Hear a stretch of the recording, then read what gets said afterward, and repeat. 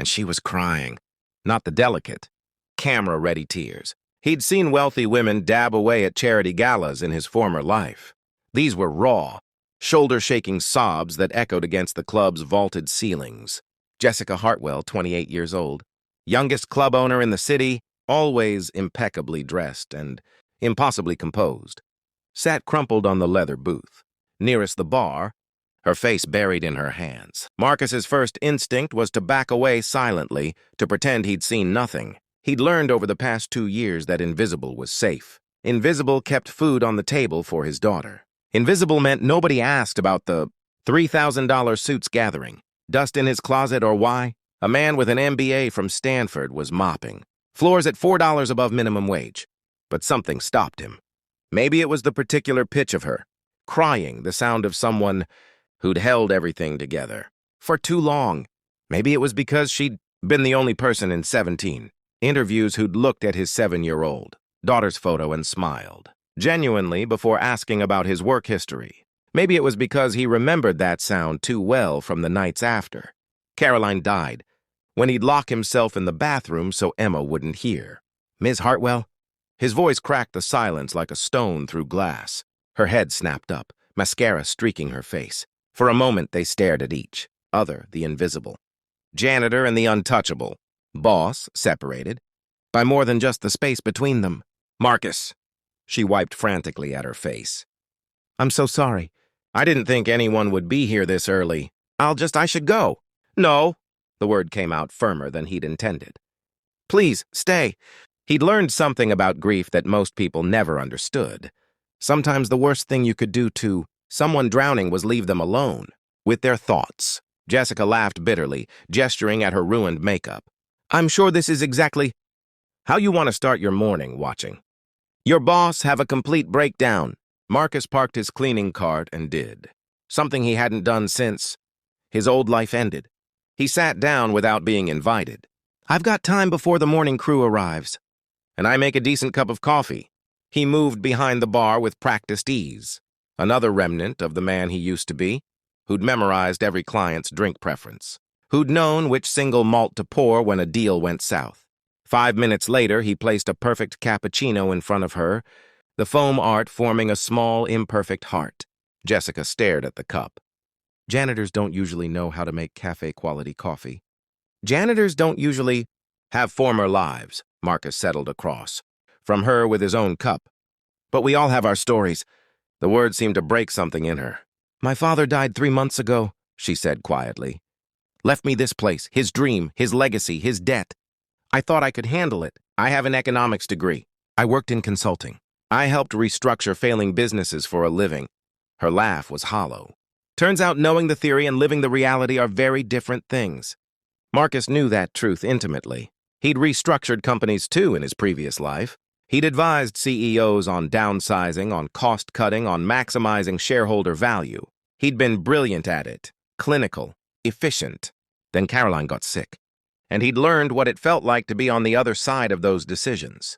To have insurance deny coverage, to watch medical bills devour savings, to choose between experimental treatment and his daughter's college fund, to be the number in someone else's cost-benefit analysis. "The bank's threatening foreclosure," Jessica continued, words tumbling out now. "We're 60,000 short. I've cut every expense I can. I've worked 18-hour days. I've put my entire savings in, but it's not enough. By Friday, this place closes forever, and 15 people lose their jobs. 15 families." Her voice broke. "My father built this club from nothing. It was supposed to be his legacy, and I'm going to be the one who destroys it." Marcus sipped his coffee, calculating.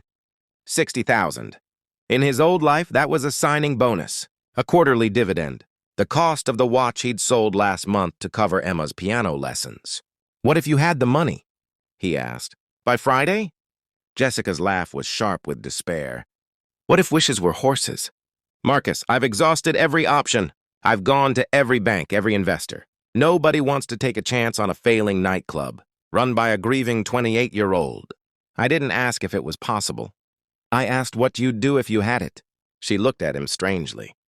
"I'd save this place. I'd keep everyone employed. I'd prove to myself that my father's faith in me wasn't misplaced." She paused. "Why?" Marcus stood, decision crystallizing with a clarity he hadn't felt in 2 years. Wait here.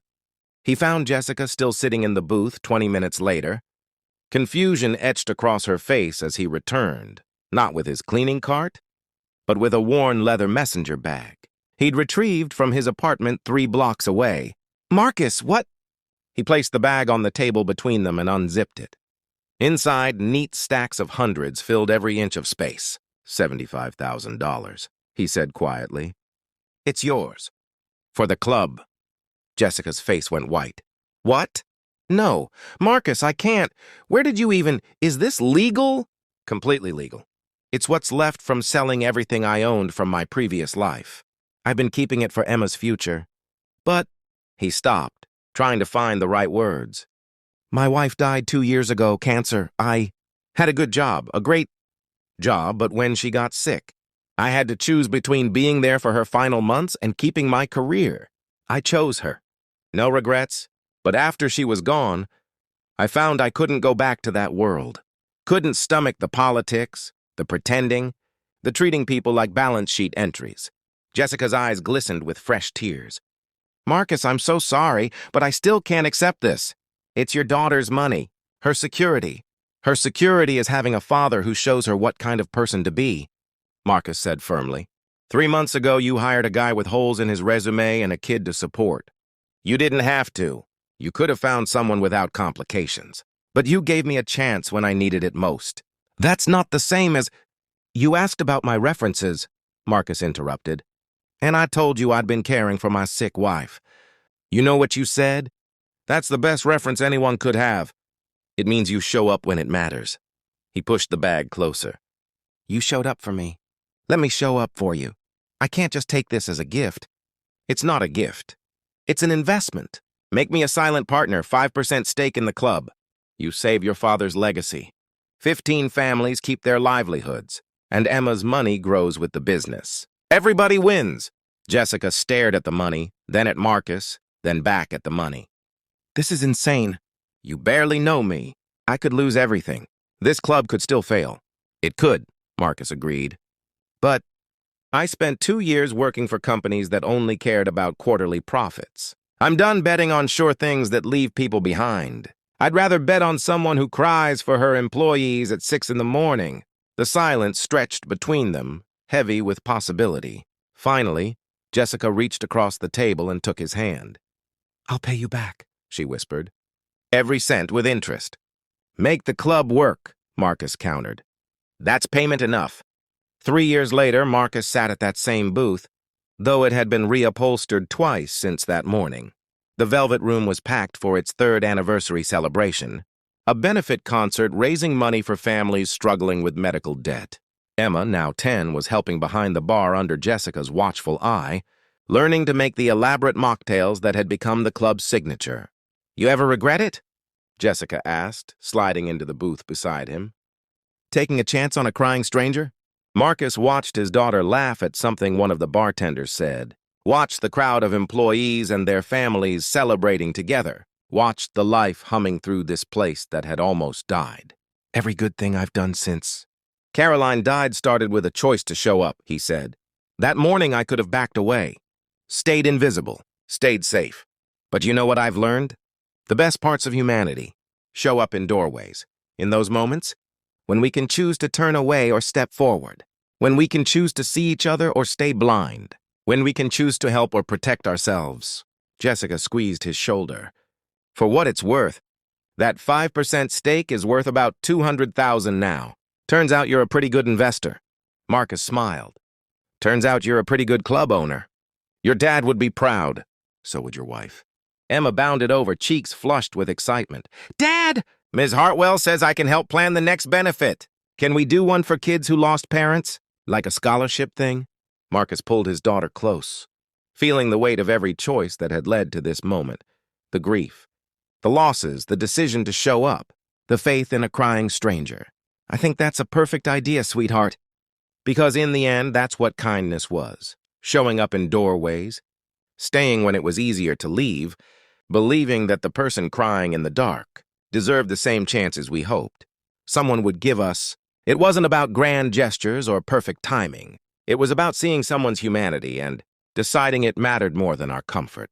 It was about saying yes when the world made it easy to walk away,